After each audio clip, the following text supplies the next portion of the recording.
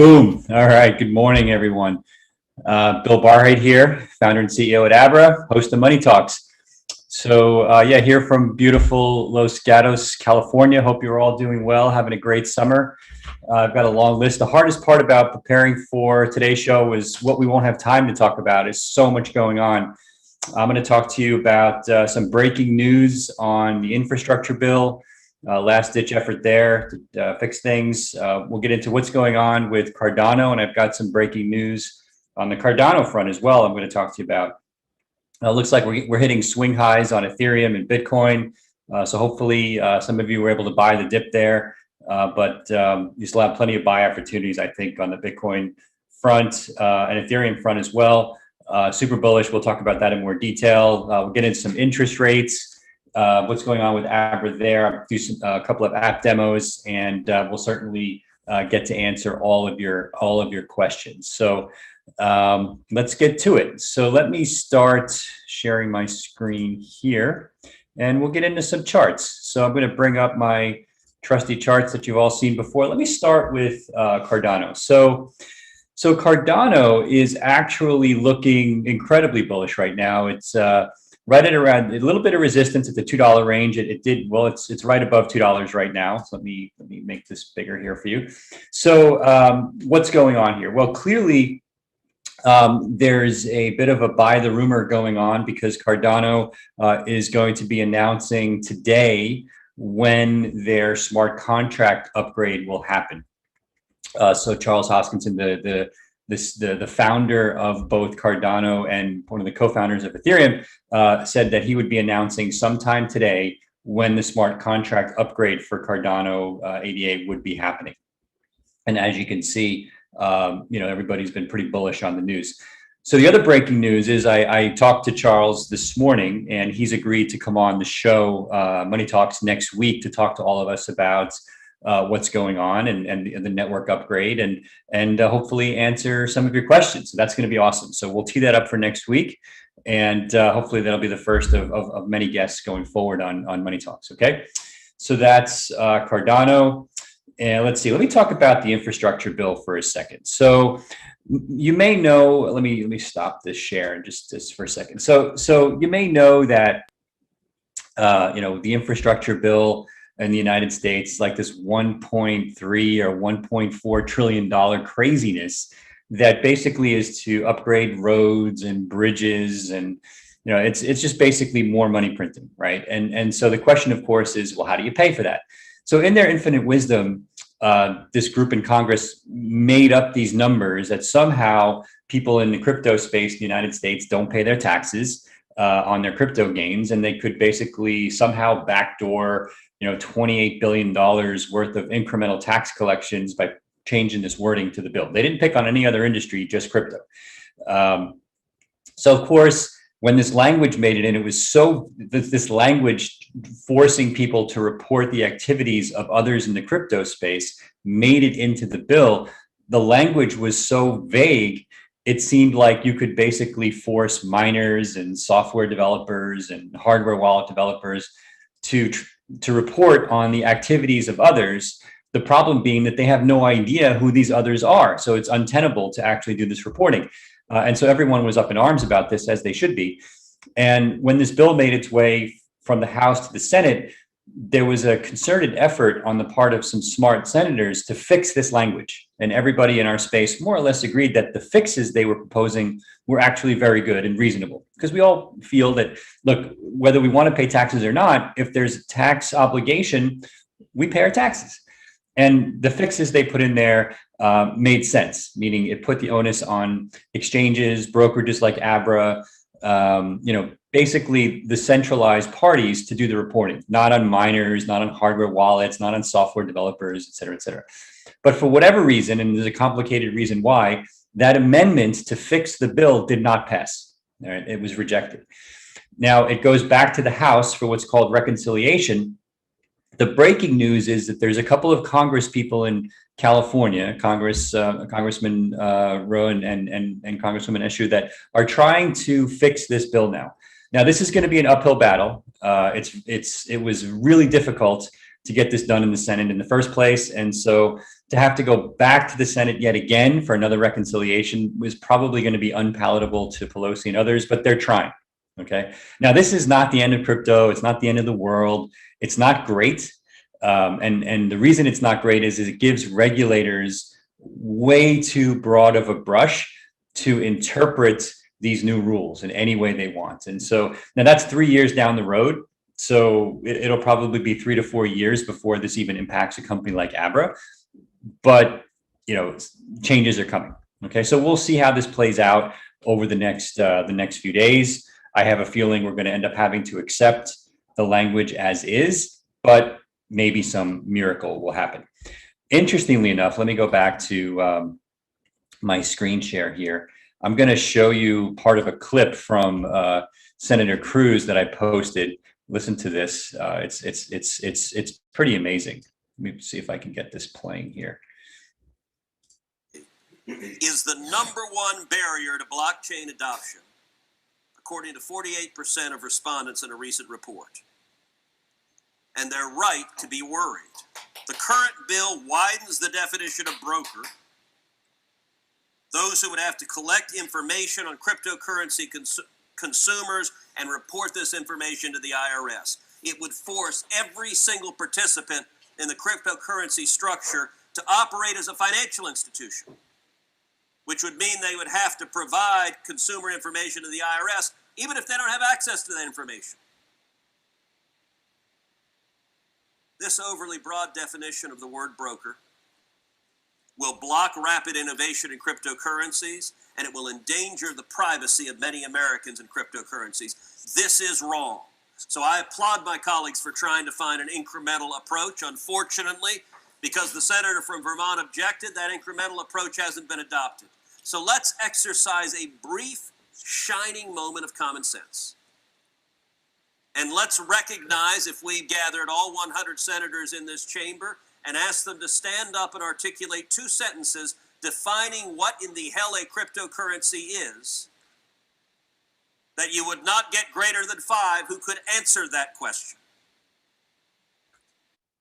Wow. Okay. So let's stop that screen share for a second. So let's exercise some rare common sense for a second.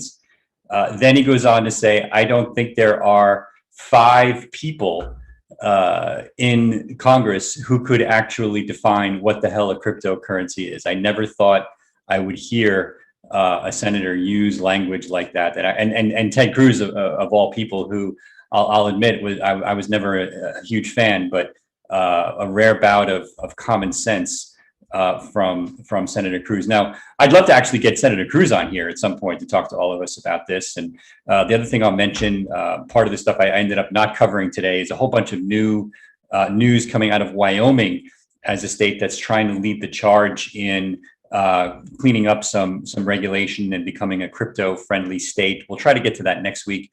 I think it'll be more timely anyway, but really fascinating. So let me go back to the charts here.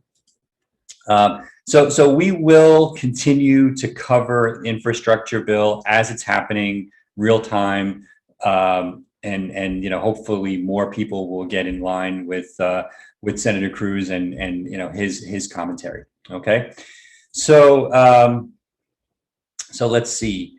Let's go to Bitcoin. Talk about Bitcoin for a few minutes. So looking really good. This is the daily chart for Bitcoin. Now, let me, you know, as I always remind you, this is not a technical show, but there's a few things that I think are really important here.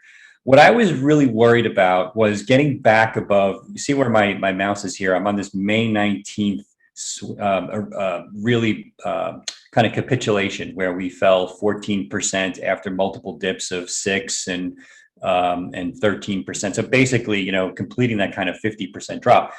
Now we recovered above that 50% line last week. As a matter of fact, right, I think it was during last week's show, which was fantastic.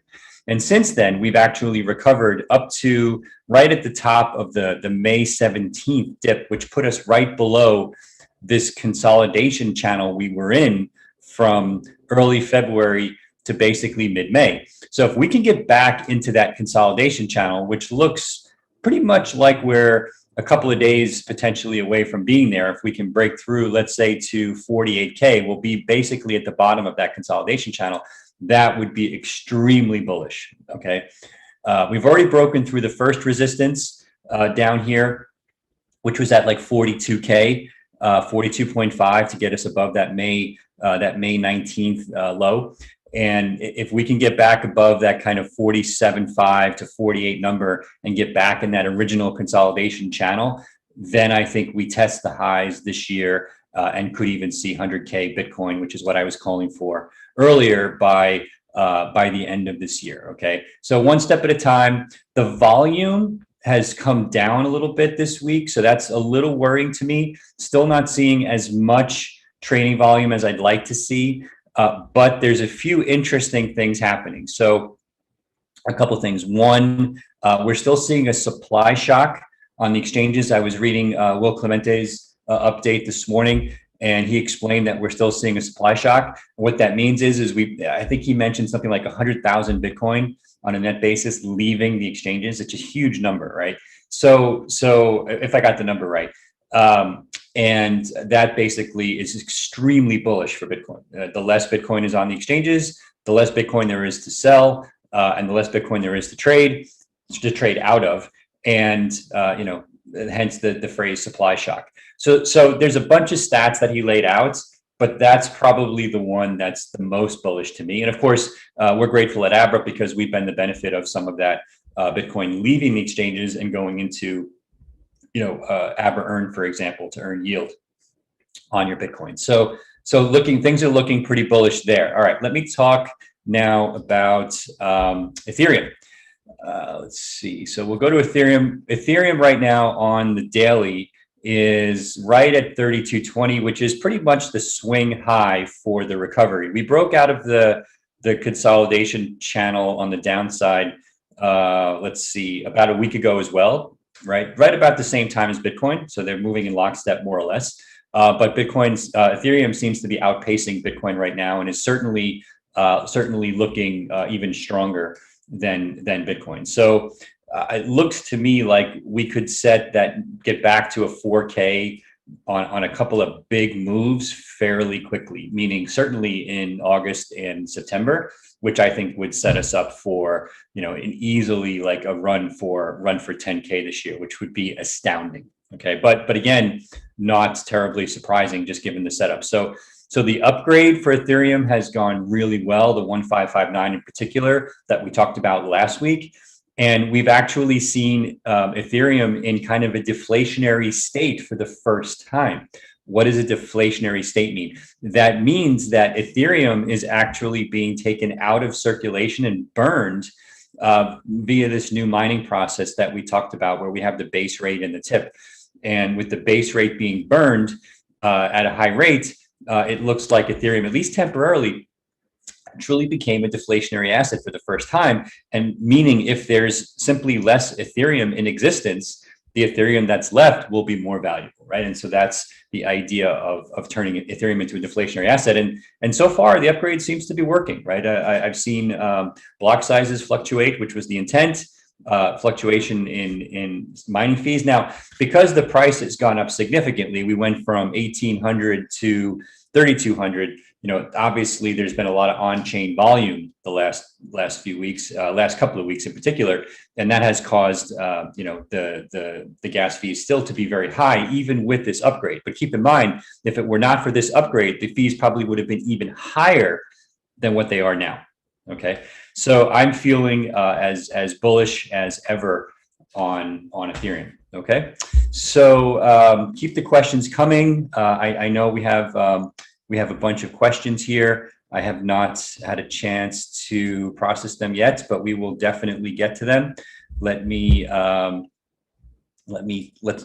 switch to the app here. Let me see if I can go to the Abra app and answer some questions there. So I got to bring it up first. Hold on. So yeah, so let me talk a little bit about what's happening with interest rates.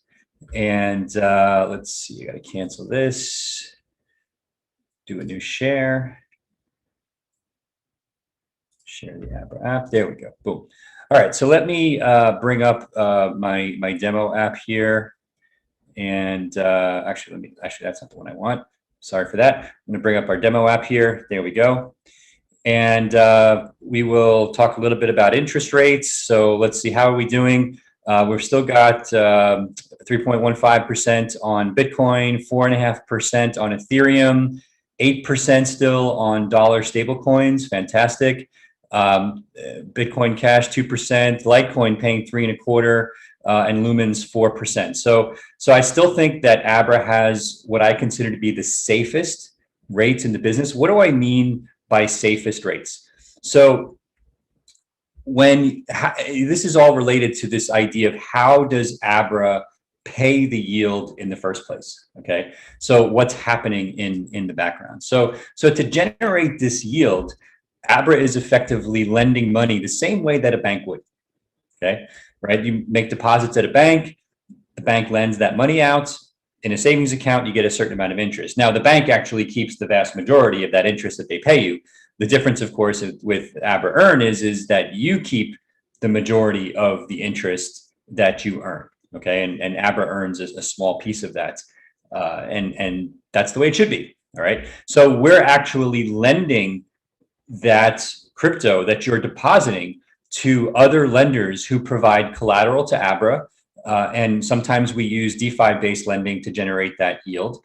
And we're very, very cautious about this. I actually had this in my updates as well. There was a major hack on the DeFi front, and we don't use that platform, that was hacked. And we test DeFi for weeks and weeks and weeks with very small amounts of money, specific contracts and yield generating opportunities with very small amounts of money, often our own money. Usually our own money first before migrating to use any significant amount of consumer funds. But the vast majority is not in DeFi. It's actually in traditional loans, which are collateralized in other cryptocurrencies. Okay. This actually, I see a question from Eric here with the recent DeFi hack. Can I explain why something similar will not happen at Abra when the assets are lent to third party to earn interest?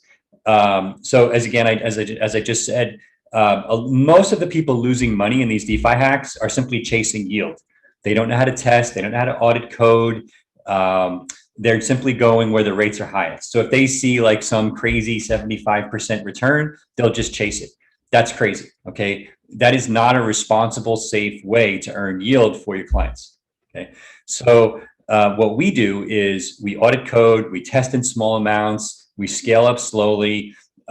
We look at even things like withdrawal fees, so to make sure that we're not losing money when we want to close a contract, et cetera, et cetera. So there's a lot of work that goes on behind the scenes to effectively audit these DeFi contracts to safely generate yield. Now, on the lending side, right, we vet every new counterparty. It generally takes weeks to onboard a new borrower in the Abra system, an institutional borrower. Even if they're depositing collateral, it still takes weeks to onboard them. Okay, so this is truly, in my opinion, the safe way to generate yield. Okay, so let's see. There was another question related to this. I think it was. Oh yeah. So Tim asks, why can't we move money from stable coins in the earned account straight to other assets in the earned account instead of going back to the trading account first? So Tim, that's a great question. So today, those are actually totally different accounts that use different compliance models. So the Abra Trade is a brokerage, which is managed through our holding company, our main business. And then the yield is paid through Prime Trust, which is a trust bank, which is, obviously not Abra. So unfortunately, the accounts aren't the same. So if you ever use like E-Trade, for example, they have E-Trade Bank and E-Trade Brokerage, and you can't buy stocks, for example, out of your E-Trade Bank account. You have to move the cash over to the brokerage and then buy the stocks. And so Abra is very similar in this regard. but usually the money can be moved very, very quickly. I mean, I've tried it many, many times, and in relatively small amounts, it takes, you know, minutes or hours. And so in larger amounts, it can take up to a day, like if it's moving like more than, like, let's say $500,000 or $1 million, but most of us aren't doing that. So the money can actually be moved between accounts very, very quickly. Will we see better rates in stable coins as crypto rises? So Rich, generally, yes. If the price of Bitcoin and Ethereum is going up quickly, we should see better rates in stablecoins. Now, that's not guaranteed, but generally what happens is that there's significant demand for cash. And the reason that there's significant demand for cash is that certain funds and institutions and miners want to expand their business or buy a certain amount of leverage, and they'll give us Bitcoin as collateral to do that. And that means that the demand for dollars will go up, or stablecoins in this case will go up, which will cause the rates to go up. Not guaranteed to happen, but generally that's what we would expect to happen. The price of Bitcoin goes up, the interest rates on stablecoins should rise as well. Okay. Doug comments, if dividend paying commodities and stocks come onto Abra, that would be a game changer. Doug, I agree. Very complicated, but something I would love to do in the future, although nothing to announce there. Let's see, a lot of good questions today. Why don't we do a country check? I'm obviously in Los Gatos, California. Where are all of you? So let me know. Let's see, will Abra engage in NFTs? So McLeod, if I'm saying your name right, this is something we've been looking very hard at. I get approached. We have a lot of celebrity clients at Abra. I don't actually talk about it very much. We have a lot of well-known stars, musicians, actors, actresses using our platform, just like you, same app, everything else. We don't talk about it because we don't want to invade people's privacy. Like I wouldn't, you know, talk about any of our clients without their permission. So, but a lot of them have come to us, come to me and asked about NFTs, how they can play in NFTs, how Abra can help them. And I haven't formed a strong opinion yet. I'm starting to get some ideas. My team has some ideas. We're looking at it really closely. We don't want to do just what everyone else has done. And we want to add more value than just building like another auction site. Excuse me, here I went off screen. But I have some ideas. We're looking at it. We will do something in the space eventually, but I have nothing specific to announce yet. Tim asks, when will ADA Cardano be in Abra Earn? So Tim, this is a top priority for me. We're ready to list it. We're waiting for Prime Trust to be ready to pay interest on Cardano. And as soon as they're ready, we will add it. And I've been talking to the bank about getting, my team has, and I've been involved as well, to make sure that it gets added as soon as possible. And hopefully it's imminent. I think it'll certainly be, I believe it'll be in either August or September. So we'll see what happens. But yeah. So let's see. A lot of compliments for Ted Cruz. Again, as somebody who probably wasn't Ted's biggest fan traditionally, it's always good to see a little common sense, you know, and we'll see what happens. But you know, I'm still a little dismayed at the you know, at the amount of lack of common sense here. So let's see. What other questions do we have? So hopefully, let me. Okay, how do I move money from Abra Trade to Abra Earn? So great question. So I'm going to bring up the app here. Hopefully you can see my screen. And I'm in the Abra Trade window, which is the window that you see when you start the app. Okay, so I'm going to go to Abra Earn, and I'm going to click on, see at the top, there's a button called Transfer. I'm going to click on Transfer. Now, let's say I want to add some Bitcoin to my Abra Earn account. I click on Bitcoin, I type in the amount, or I can move all of my balance over by clicking on Use Entire Balance. So let's say I want to move half over. So I'll click on, let's see, 0.027, you know, 27, which is about half. Oh, I didn't do that right. 0.02727. But that's about half of that screen I just saw, I believe. And I can click Review.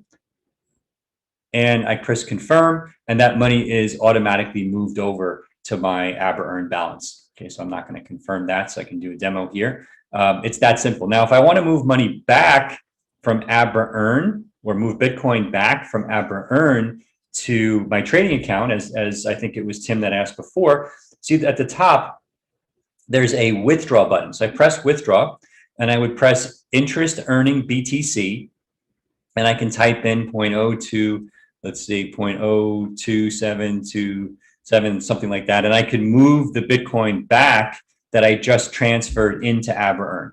And we've actually had customers do this the same day just to try it out, to confirm that Abra really is doing what we say we're doing. And then they realize that we do work, and they go back and they do the transfer. Okay, so there's that. Let's see what else. Mike asks, can we buy Abra stock? So Mike, no, unfortunately not yet. We're a private company. I would love to do something where customers can invest in Abra. Not sure yet how to do that, but maybe in the future, that's something we could figure out how to do. Let's see. Yeah, same question. When will Abra be in the earned accounts? XRP should be on the Abra hoodie. Well, okay, that's an interesting idea. Let's see, what other questions do we have today? Tax flight to safety in Wyoming, Florida, Puerto Rico, Las Vegas. So yeah, I actually had the chance to spend, let me turn this screen share off here. I had a chance to spend some time with a lot of folks down in Puerto Rico. If you're not familiar with what's happening down there, there's a whole kind of crypto enclave that's developed.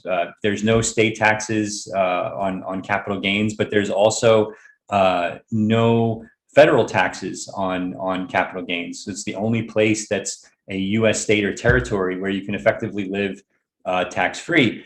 And it's incredible the number of people who've effectively moved there to take advantage of this. Yeah. So let's see. If you are trying to withdraw money and you ever get an email saying you need to fill out some survey or something, to do that, I think it was Private here was asking, you just have to fill that out. It's reviewed by the team, and assuming there's no issues, the withdrawal should be processed the same day. We do have support on here, so if you have specific ticket questions, you can list the ticket number here, and hopefully somebody will be able to respond. And Arnaldo asks, will we be getting a web application in the future? Arnaldo, yes, you will be getting a web application in the future. It's something that we're looking at. I don't have an exact date or time plan for you for that, but I can assure you it's something that we're looking at. Tim asks, can we speed up transfers from Abra Earn back to trading? I changed some yesterday and it still has not reflected in Earn. So Tim, it depends on the time of day. Generally, if you move the crypto in the middle of the night, it might not be reflected for 12 hours or so until the next day. But if you move it during the U.S. business hours, it should be reflected very, very quickly. And I would say if you don't see it within a few hours, you can always just send an email to support@abra.com and use the contact us function. So let me show you here. Press the menu at the top. You come down, click on contact us, and you can quickly send an email to Abra support team. Okay, and they're generally responding within minutes these days. So C White asks for an Abra token. That's an interesting idea. So nothing to comment on there. Let's see. So why is this broadcast not on Clubhouse? That's a good idea. I've tried it a few times. I find that the audience on Clubhouse is waning a little bit. And so, we're on, we do this on YouTube, Periscope, which is Twitter, Facebook. We're on LinkedIn now, Twitch. I just didn't get the response, or the team didn't see the response on Clubhouse. But if you guys think that there's a large audience there to be had, we'll certainly look at it. We love the feedback. So just let us know. And by the way, that reminds me, make sure you click on the subscribe button. If you're watching here on YouTube or Twitter, click on that subscribe button and click on the like button. It actually helps get this promoted via YouTube. Okay. And yeah, so make sure you press that subscribe and like button. Let's see, what other questions do we have before we wrap up for today?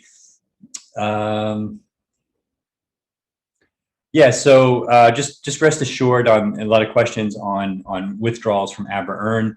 Unlike our competitors, we don't put limits on when, how often you can withdraw money. You can literally do as many withdrawals as you like. You can do a withdrawal every day. Some of our competitors limit you to 1 or 2 withdrawals a month. I think that's crazy. Yeah, and every withdrawal is processed as quickly as we can. Okay. Some more kudos for Puerto Rico. I totally agree. Let me go back to the chart here for a second. So I'm going to, let's see, do a new share, go back to here, and I'll switch to my chart. So hopefully you can see the chart. Mr. Wizard, let me know if I'm in the wrong screen share. But, you know, again, Ethereum looking really bullish. We're at 32.23. Let me go back to Bitcoin and let me show you a couple of things that I think are pretty interesting. All right, so we're at 46 here. Let me switch from the daily to the hourly chart. Okay, and zoom in here a little bit. All right, so we're at the top of a consolidation pattern, which started with this, you know, kind of breakout. Right, we were, you know, obviously in this lower pattern, right, in the low 40s, and now we're in a slightly higher pattern, which is in the mid 40s, which we started about 2 weeks ago. 2 weeks ago today. All right, and we're at the very top of this channel. Now, what does that tell you? Common sense tells us 2 things are going to happen, right? Either the channel will be confirmed, and probably in about 4 or 5 days, we'll be back at about 44,000. Okay. Or maybe in a couple of days, we'll be down here at 44,000. Or we will consolidate here and break out of the channel and probably test, you know, 47,500, which is probably a whole bunch of resistance before we get to 50K. So my gut tells me we're probably going to see 43,000 tested again down here, which could be a buy opportunity for those of you looking for a place to get in, right? You know, down here in this range from, like, let's say 44,000 down to, you know, something like 43,000 over here. That could be a buy opportunity. And then at some point, this baby's going to really head towards 50K and then beyond in this territory up here. So hopefully that makes sense.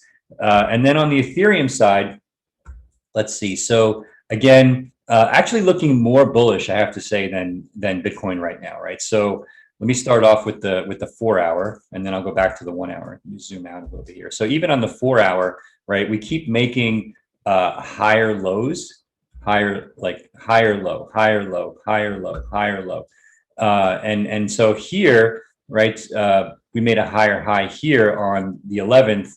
We would need to make a higher high in the next, like, let's say 1 to 3 days, probably by Sunday night, I would guess, or Monday morning, somewhere in the 33.50 range, in order for this trend to continue. And then if it does, I think Ethereum basically sets the pace for all of crypto.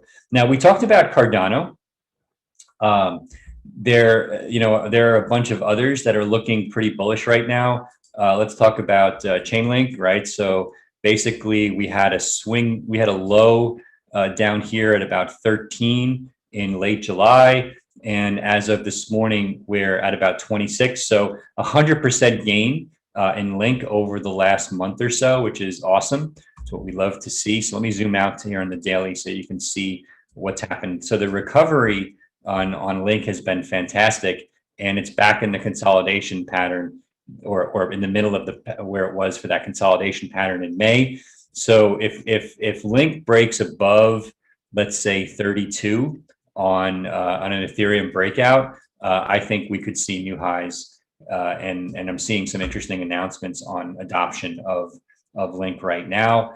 Let's see what else is interesting. How is Stellar looking? Right, so Stellar really hasn't broken out yet, although it's also looked super bullish. Look at this reversal candle that we saw here on July 20th. That was interesting. And then when you see a reversal candle like this and you see this next 2-day follow through, you know things are looking good. So we went from that low when the reversal candle happened was about 20 cents to 34 cents in about 3 weeks. That is just an awesome move. So Stellar looking really bullish. For our international customers, let's look at XRP. So XRP, the swing low down here was in the 53-cent range, and we're now at over $1. So basically 100% move in XRP over the same 3-week period. So it remains super volatile. Be remiss if we didn't talk about Doge. Again, I highly recommend that you trade Doge in very small amounts of money if you're so inclined.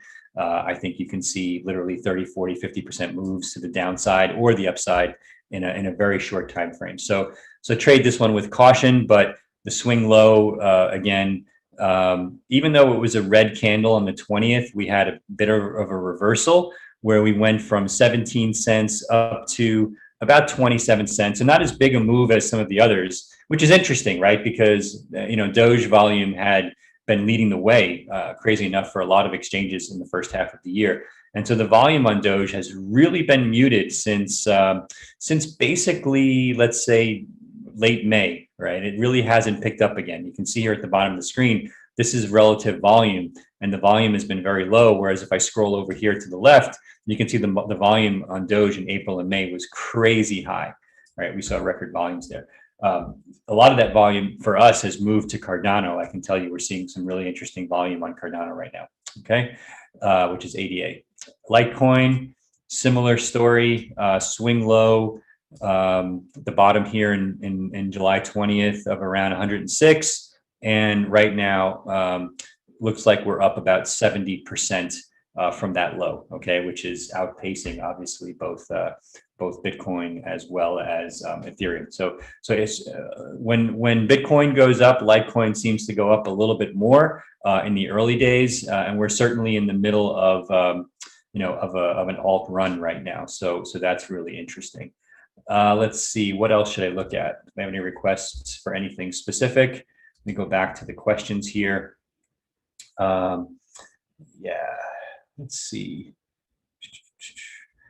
People are asking about new tokens. Yeah, so look, as I say every week, we look at new tokens constantly. We work with our liquidity partners, our exchange partners as a brokerage, and we're very dependent upon what they do. But we try to responsibly list new tokens as often as we can. As I mentioned last week, we launched several new tokens in the past few days, and we talked about that last week. So just go look at the video from last week, and you can get a feel for what we just launched.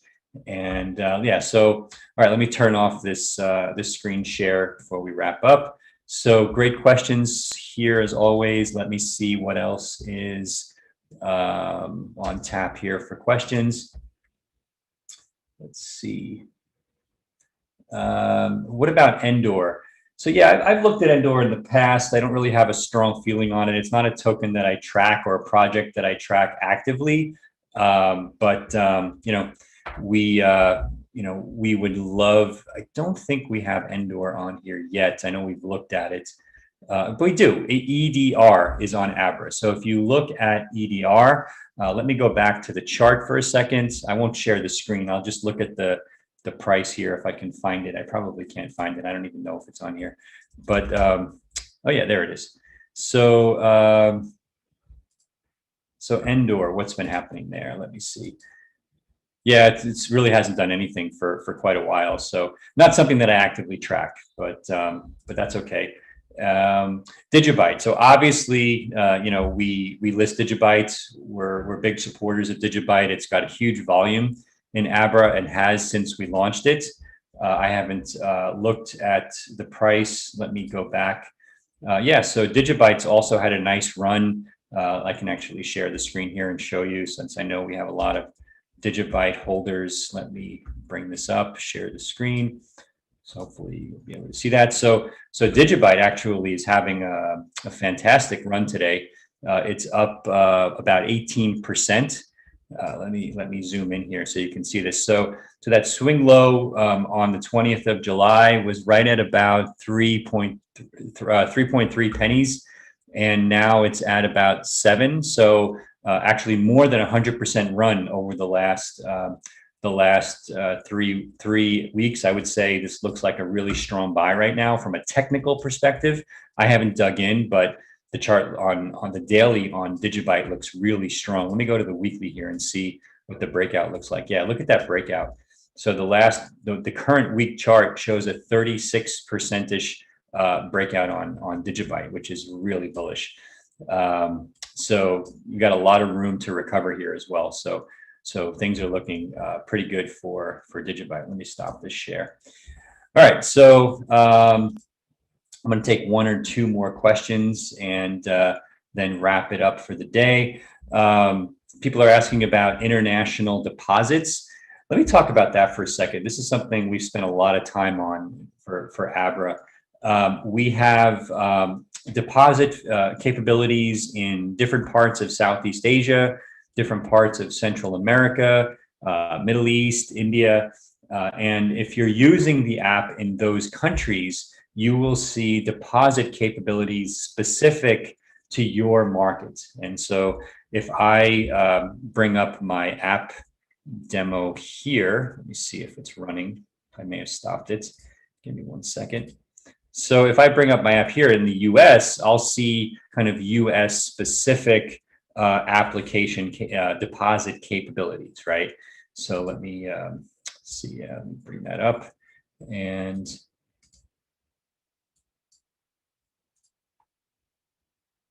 right, so I'm going to bring up my app share.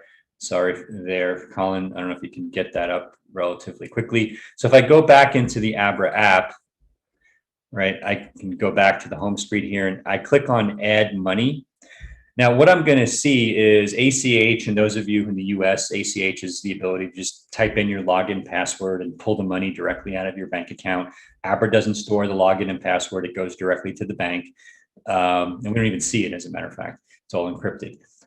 Bank wire is where you push the money from your bank directly to Abra. That's better if you're doing larger amounts and you don't want to deal with login and password for your bank via the app. Totally fine. Now, if you're in one of those other countries like Philippines or El Salvador or India or UAE, you'll see other options. You may see the ability to deposit cash, for example. Walk into a retail outlet, deposit cash, walk out of the store with either a stable coin or Bitcoin. It's super cool. Get a lot of you do that. We've processed millions of dollars, probably hundreds of millions of dollars in deposits every year now so far using this this method. Okay. All right. So interesting question there. So somebody was asking on the Abra Ambassador Program, C. White. So a bunch of you may have received invitations to this new program that we're testing. We're basically testing this idea of an Abra brand ambassador. These are customers who are Abra supporters who want to help us get the word out, and we'll do a bunch of things for you with swag and other things. We're very early in the launch process, so please bear with us, and we'll be getting back to you in the next couple of weeks. Is my belief and my understanding on that. So again, just bear with us. But I'm really interested to see how this goes. The team is pretty excited about this, and it's a relatively new idea for us. Okay. Arnaldo asks, can I use a bank from PR, which I believe you mean Puerto Rico, and the answer is yes. You can wire money from PR, and I believe you should be able to ACH as well. Okay, so just go into the app as I just showed you, press the add money function, and you should be able to add the money that way. Okay. All right, so let's call it a week there. 45 minutes, I think, is good enough for today. Great questions as always. Please share the video with your friends. We'll get it out in the next few minutes, I believe. We'll be on YouTube, Twitter, Facebook, et cetera, share the video.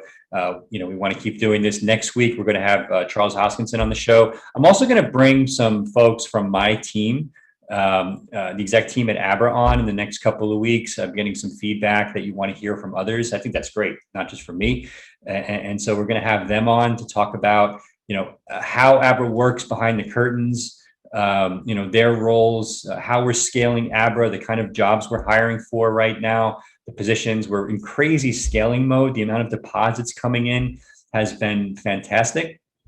And, we're really trying to scale the company as quickly as possible. And so I've asked my team to kind of come on and talk to all of you. They've agreed to, well, they didn't have much choice, but they've agreed to do it. So hopefully you'll enjoy that. And we'll get to part of that next week after we talk to Charles. And in the meantime, we will see you soon on Money Talks. Have a great weekend. Take care of each other. And like I said, we'll see you next week.